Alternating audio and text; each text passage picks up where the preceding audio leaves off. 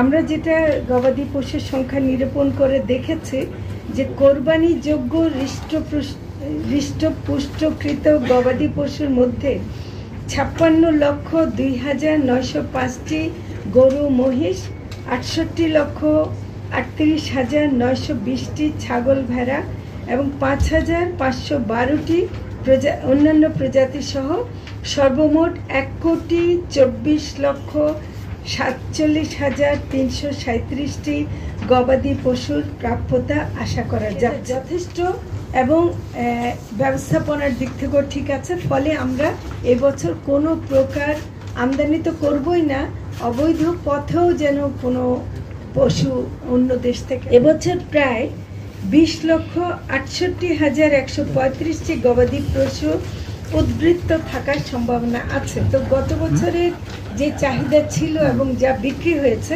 সেটা হিসাব করলে আমরা দেখেছি যে তার তুলনায় এই সংখ্যাটা আছে। তো কাজে যদি চাহিদা বেড়েও যায় আমাদের সেটা মিট করার মতো আমাদের সংখ্যা আছে। চাঁদাবাজির কারণে পশুর দাম যেন না বেড়ে যায় আমরা সেটা চেষ্টা করছি এবং আজকের যে আন্তঃমন্ত্রণালয় সভা সেখানে এই বিষয়ে আলোচনা হয়েছে।